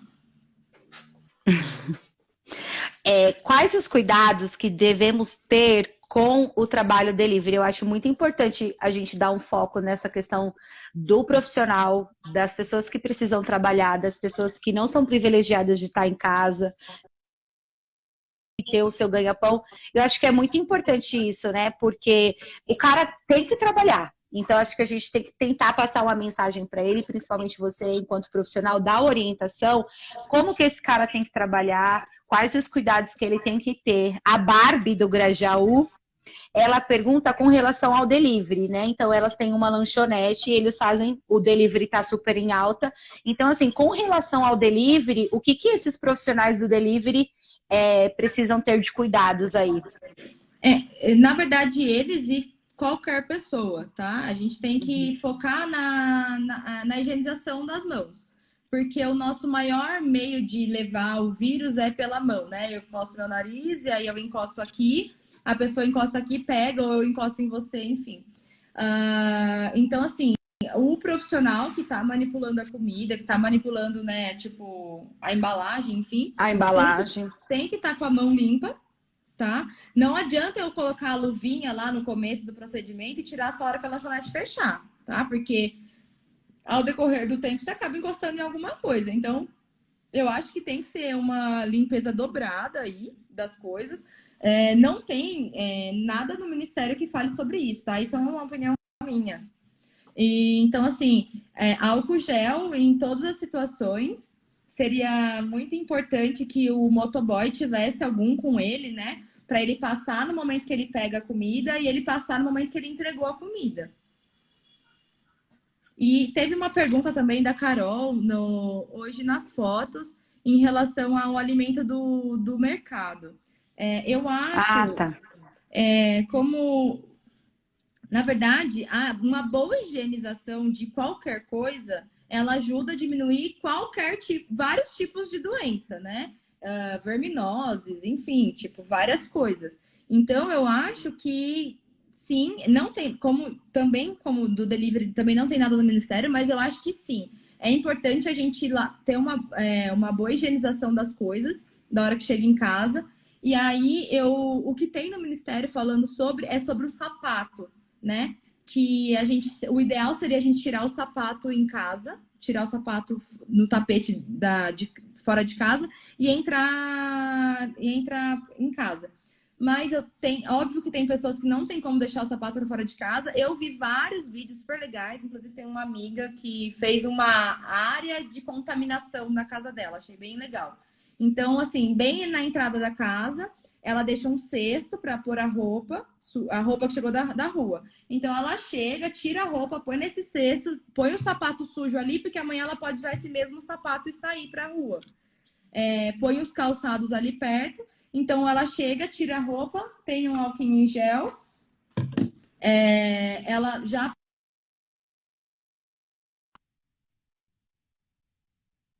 Tá? Porque, principalmente nós mulheres, o ideal agora seria sempre que a gente sair, a gente prender o cabelo e pôr a máscara. Porque ainda mais essas jubas aqui, né, fica encostando em todo mundo. Então, às vezes alguém espirra no metrô e aí, tipo, pega no seu cabelo, mas enfim. Então tem que lavar tudo, cabelo, mão, corpo, tudo. E a roupa tem que ser lavada também. E aí, lembrar de lavar a máscara, tá? Tem que lavar. Não tomar banho só no sábado, né? No Instagram do Ministério tem várias dicas de como usar a máscara e como lavar. E também do sapato. Tá. É bem legal esse Instagram do Ministério. Gente, as perguntas que a Adriana me passou aqui, ela foi printando e me mandando. Eu consegui passar todas para a Júlia. Se ficou alguma coisa para trás, alguma coisa que vocês acham importante, por favor, coloquem as perguntas de novo. E eu vi uma pergunta aqui, ó. Existe semelhança nos sintomas da H1N1 com Covid? Sabendo que vamos entrar em época de surtos? Se existe correlação dos sintomas? Isso. Todos. Semelhança nos sintomas. Todos. Por isso que a gente faz o teste. Porque é isso, a H1N1, o Covid, enfim, eles são que a gente chama de síndrome do desconforto respiratório agudo. Então, assim, a nossa primeira... Não tem como a gente ter um diagnóstico, falar, isso aqui é Covid, isso aqui é H1N1. Mesmo porque as alterações de tomografia também podem ser iguais. Só para lembrar vocês, a gente vai ter uma fala, isso, a gente é ótimo, né? A Júlia vai ter uma fala específica sobre as máscaras no finalzinho da live, acho para quando a gente for finalizar mesmo. Então, a Adri me deu esse toque aí só para deixar vocês informados. A gente vai deixar um espaço reservado no finalzinho para ela dar todas essas orientações. A gente sabe que vai ser a máscara que vai salvar, que vai ser o uso correto da máscara que vai evitar a propagação do vírus e assim por diante. Então, só para passar para vocês que sim, nós vamos destinar um finalzinho aí da live para falar especificamente da máscara. Meu pai, inclusive, perguntou da vacina, e realmente tem que tomar a vacina, porque lembrando que o mundo ainda é mundo antes disso de Covid. Então tem que sim tomar a vacina do H1N1, mesmo que tomou o ano passado, porque todo ano a vacina é um subtipo diferente, tá? Com o inverno chegando, a pandemia pode piorar? Como eu disse, ela é por contato físico. Então, assim, com inverno, com calor, com praia, carnaval. Se a gente pensar que no frio as pessoas ficam mais dentro de casa. Tomara que tenha um frio de rachar mamona aqui em Parelheiros, para ninguém colocar a cara no... Tomara. Mas também toma menos banho, né? Então, não sei. Ixi, tem uns caras que só tomam banho no sábado. Tá complicado já na situação, né? Pessoal, eu também queria fazer uma pergunta aqui. Eu tenho um amigo, primo, amor, que é dentista. Eu queria saber se vocês têm algumas dúvidas sobre saúde bucal e Covid. E aí, se vocês tiverem, eu vou postar uma foto no Instagram para vocês colocarem, porque daí o Gá vê de responder para vocês. Eu tô falando isso aqui, ele deve querer me matar se ele estiver escutando, mas eu ainda vou conversar com ele. Só queria esse espaço aqui para o pessoal que está aqui. Se tiver algumas perguntas, daí eu vejo com ele se ele dá para fazer um vidinho também para ajudar vocês. Boa. E lembrando, gente, que a Júlia, ela se ferrou, porque ela inventou e agora nós vamos usar esse corpinho dela e todo esse conhecimento o máximo possível. Então, quem quiser parcerias, quem quiser desenvolver algum tipo de projeto e que acha que a experiência profissional dela e o conhecimento dela possa agregar, já vou logo deixando de antemão aqui que ela está super disposta a fazer essa parceria, super disposta a nos ajudar, né? Hoje eu falei para ela, eu estava tão nervosa, aí eu falei assim, vamos imaginar que é uma atividade na escola e que eu estou recebendo os pais, o pessoal da comunidade, todo mundo para dentro da escola. Então é isso, assim, só para vocês saberem que a Júlia se tornou uma parceira. Vai, fala. Sobre o IgG, mais ou menos, a partir do 14º dia de sintomas, dá para fazer já, tá? Mesmo porque se ele tiver, ele vai dar o IgM positivo e o IgG positivo, né? Porque então você já vai sair. Então, a partir dos 14 dias. Aí, quando der só o IgG positivo, quer dizer que você só tá imune, né? A doença não tá... Ai, ficou horrível essa minha explicação. Odiei. Mas, enfim, o IgG... Volta, corrige. O IgG... O que é esse IgG? É o anticorpo que eu falei no começo da live. Lembra que quando a gente já está imune, a gente cria o IgG. Então, a partir de de 15 dias de sintomas, a gente já pode fazer o exame do IgG e IgM. Aí aqui também, humanos podem ser contaminados por coronavírus de fonte animal. Não. Um subtipo de coronavírus, inclusive o veterinário da minha cachorra, ele foi muito legal, ele fez vários vídeos. Eu vou até ver com ele se ele pode fazer algum para a gente colocar aqui também. ele fez alguns áudios explicando, eu também não sabia, mas o coronavírus existe no mundinho animal já faz muito tempo, tá? Essas gripinhas deles também podem ser por coronavírus e eles nunca passaram pra gente. Então, eu vi várias coisas de pessoas abandonando animais, eu fiquei muito chateada com isso, porque a culpa é extremamente do ser humano. Só. Recomenda-se tirar a barba nesse período de pandemia para utilizar a máscara? Sim, como eu disse, da higienização, né? Ter barba também, infelizmente, é uma questão de higiene, a higiene está prejudicada. É que nem o cabelo que você falou que tem que te lavar toda vez, né? Então, se Sim, você sim. tira um pelinho a mais, E aí, tirou. como a barba fica muito perto de secreções orais e nasais, ela pode ficar com o vírus, né, na barba. Então, assim, os profissionais de saúde, os que eu conheço, 90% estão sem barba. Tem pessoas que eu achei que eu nunca fosse ver sem barba, elas estão. E então, sim, o ideal é tirar a barba. Tá. Disseram que a A escova Gra... sedentária... Isso, era a pergunta que eu ia agora. Disseram que a exposição... eu vou guardar essa sua pergunta e daí depois eu vou falar com o Gá para ver se ele faz um vídeo, tá? Vou separar as perguntas odontológicas para o Gá fazer um vídeo e a gente postar na nossa timeline. Recomendo-se tirar a barba. Bom, já respondemos. Vocês foram excelentes, obrigada.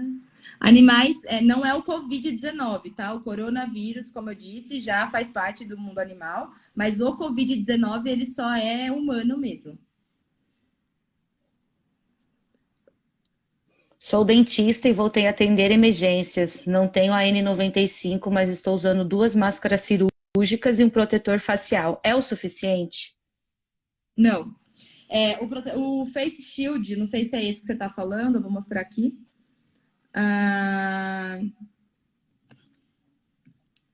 Que deve ser isso que você está falando. Face Shield. Quem tiver as dúvidas e as perguntas da máscara, vai guardando aí porque já tem 15, só falta... Eu acho que é isso que vocês estão falando, né? Do Face Shield. Ele é para proteger a parte ocular, tá? Não é para proteger... As veias respiratórias? Então, assim, principalmente você que mexe com boca e você faz procedimentos que criam aerossóis, você tem que usar a máscara N95, mulher. Não faça isso com a sua vida, com a sua saúde. Nós, profissionais da saúde, estamos em um momento de pandemia, só que a gente tem que lembrar que a nossa vida vem em primeiro lugar. Então, você tem que usar essa máscara sim. Se você não puder usar ela, eu te recomendo a não atender. Mas você consegue comprar em Mercado Livre essas coisas. Ô, Ju, com relação aos ônibus, né, as pessoas que precisam se transportar, as pessoas que precisam ir e vir para trabalhar e tal, com ar-condicionado. Esse ambiente fechado, esse ambiente de ar-condicionado, agora a gente sabe que a frota de ônibus está sendo renovada, não aqui em Parelheiros, tá? Mas beleza. Está sendo renovada e é ar-condicionado. Então, assim, a gente não tem mais as janelas abertas. E aí? Né? É higienização.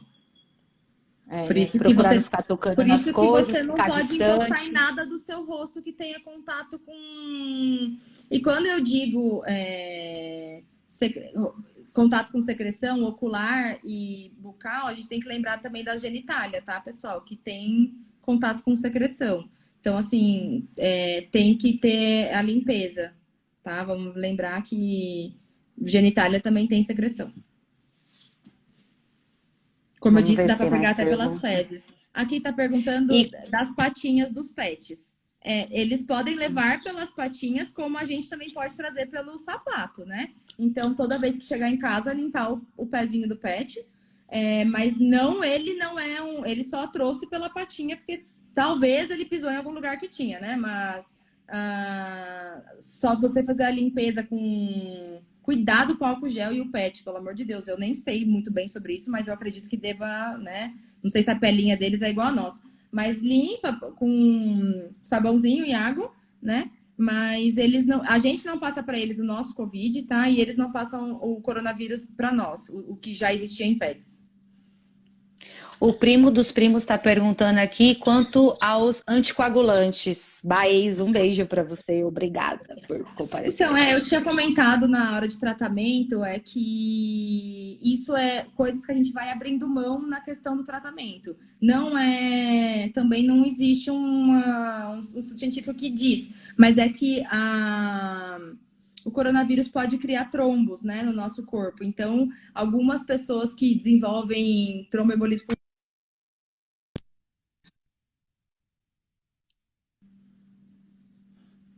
mas não são todas as pessoas. Olha lá, a Gra levou o pet dela hoje. Lembra que eu falei? Eu tô no veterinário, ó. A veterinária passou a orientação de não passar álcool gel, sempre água e sabão. Ó, essa máscara de neoprene eu não conheço ela, tá? Eu não sei dizer sobre ela, desculpa. Falei com o veterinário. Usaram foi ao pet hoje. Lembrar que toda máscara, independente dela ser boa ou não, se ela fica úmida, ela já não faz mais o efeito, tá? Então, aquela máscara normal... Bom, eu vou falar aqui rapidinho da máscara, porque a gente tem 12 minutos. Vamos pra máscara. Então, vamos lembrar que toda vez que a gente for sair pra rua, a gente passa o álcool gel, limpa as mãos. E lembrar, quem usa óculos como eu, chega em casa, tem que limpar o óculos, tá? Boa. Água e sabão, óculos sempre, né? Cadê minha xuxinha de cabelo? Então, não dei conta aqui de prender esse cabelo, mas tudo bem. Prende o cabelo e aí a gente vai sempre colocar a máscara. Se eu coloquei a mão no cabelo, aí você passa já tem que limpar a mão de novo. De novo, né? Oh, meu Deus do céu. A pele vai cair, né? Vai, imagina.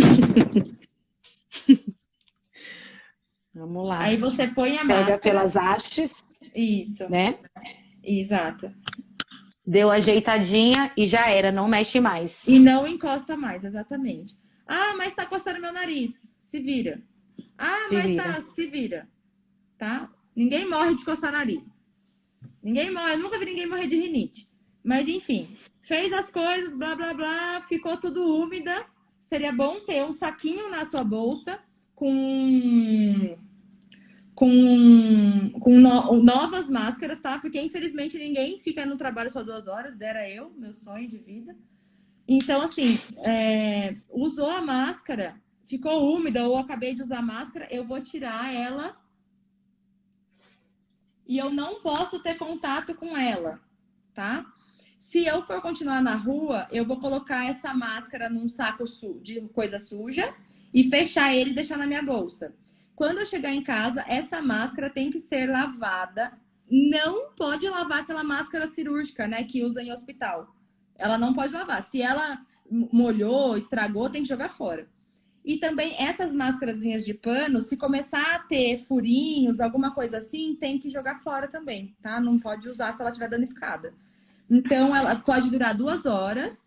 Se ela ficar úmida antes de 2 horas, eu tenho que trocar.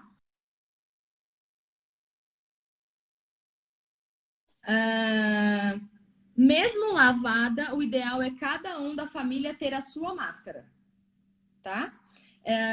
Então, chegou, põe para lavar. Pode lavar em água e sabão, sabão normal, né? Na mão. E deixar pendurada no varal se puder, até onde puder bater sol, tá? Só lembrar disso, que não pode compartilhar máscara, principalmente se usou, né? Deus me livre. E o Jorge está perguntando quantos dias em média após o contato com o vírus podem surgir os primeiros sintomas. Tá. Na verdade, se a pessoa for sintomática, se a pessoa for sintomática, ela pode apresentar geralmente após 5 dias os sintomas.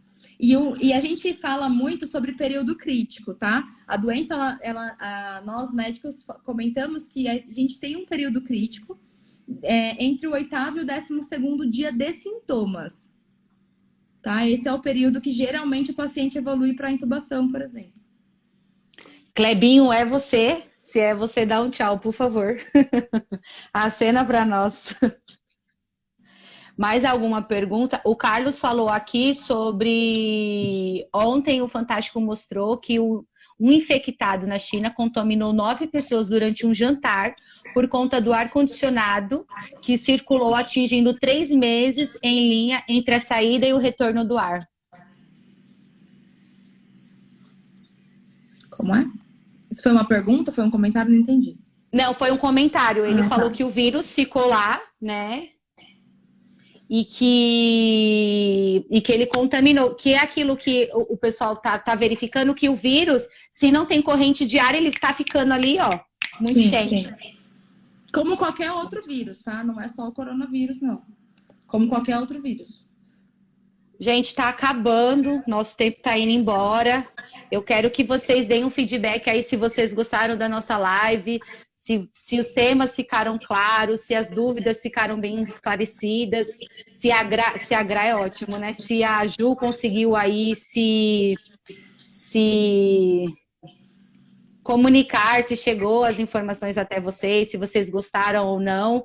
Lembrando que eu quero sim formar outras parcerias com ela, eu quero sim deixar as informações dela o mais próximo de todo mundo. Como eu falei, a intenção aqui foi compartilhar o contato que eu tinha com ela e levar o conhecimento dela para todo mundo, foi o que eu falei.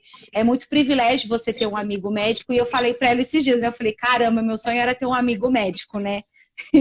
Depois que a gente chegou de uma viagem que nós nos conhecemos, a gente não conseguiu ter mais contato, mas a gente sempre tentou se conversar, falar, ela sempre foi muito receptiva, e eu acho que foi isso que me impulsionou, né, para trazendo. Eu sei que a maioria das pessoas são educadores, os amigos, são pessoas que têm formação, são pessoas que têm acesso, mas que mesmo assim conseguiram beber um pouquinho dessa água do conhecimento dela, né? Ela é uma profissional, sensacional, que eu tenho...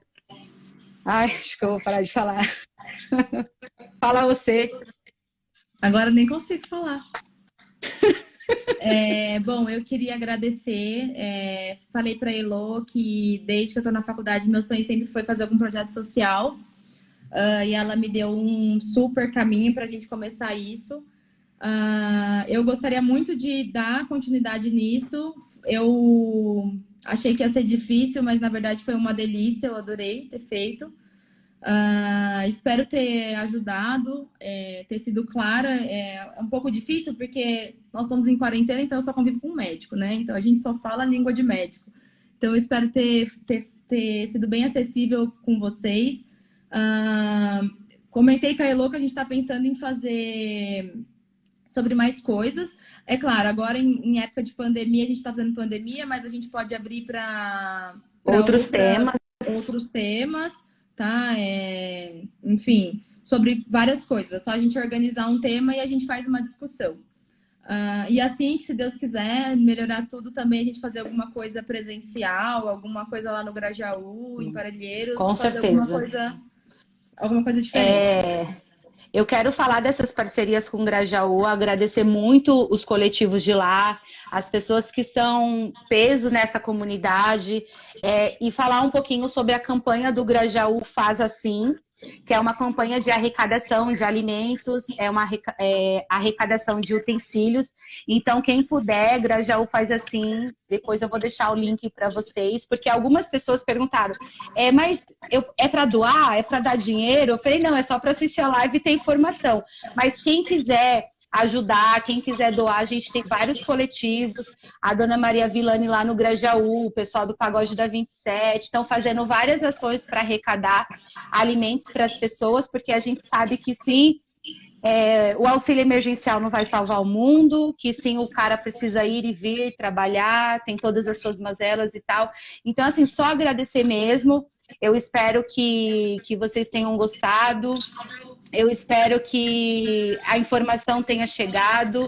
O meu intuito sempre foi esse, né? Agradecer o Kleber, que é uma pessoa, que eu tenho um carinho enorme aí.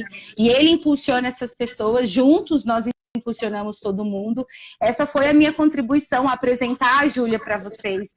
E não deixar só todo esse conhecimento entre a gente, sabe? Então, eu estou muito feliz, muito obrigada a Qual é Filmes, a Gra, o Tico, que fez toda essa mídia, toda essa arte linda que eu nunca ia ter habilidades para isso. E falar que juntos nós somos melhores. É muito clichê, mas a minha ideia foi bem pequenininha e eu juntei com todo mundo, chorei com uns, pedi ajuda para outros, meu companheiro, a minha família, os meus amigos. E é isso. Linda.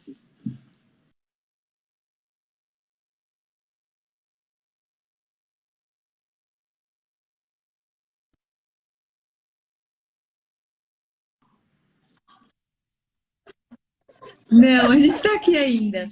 Bom, eu só tenho a agradecer. Estou muito disponível para ajudar para esses projetos. A Elo sabe que pode contar comigo. Gostei muito. Eu queria agradecer as pessoas que participaram e eu não conheço, né? Espero muito um dia poder conhecer. Muito obrigada por tudo, pelo apoio, por ter confiado em mim. Eu gostaria de poder continuar isso e eu acho que vocês que vão poder ajudar a gente. Então, muito obrigada. Eu só tenho mesmo a agradecer. Acho que fazia muito tempo que eu não tinha um momento de alegria nesse momento de Covid. Eu só tenho a agradecer. Obrigada. Fazia tempo que eu não dava risada gostosa e que eu não conversava com pessoas. Foi muito bom para mim. E mostra que tem coisa boa assim nesse Covid. A gente consegue tirar uma essência boa. Muito obrigada mesmo. Obrigada por alegrarem meu dia. Obrigadão, Elô. Obrigada. Agora vai ficar a live do choro, o povo não vai votar em outra, meu Deus do céu. Eu acho que a intenção principalmente é essa, sabe? Porque, assim, eu sempre falava com a Júlia durante a semana, eu sempre procurava você tá bem, como que tá sendo, porque a gente tem que dar, sim, um carinho, tem que dar atenção, tem que dar, sabe, acolher esses profissionais da saúde. A gente sabe que não é fácil para vocês, assim como não tá sendo pra gente dentro de casa. Se dentro de casa já é complicado, imagina você lidar com todas essas demandas, sabe? A Júlia compartilhou hoje comigo que depois de 4 dias ela foi dar a notícia para uma família que o ente dela se curou e que podia ir para lá, que a pessoa ia ter alta, e a pessoa simplesmente ficou parada por segundos e os dois choraram do outro lado, sabe? E que ela falou assim, meu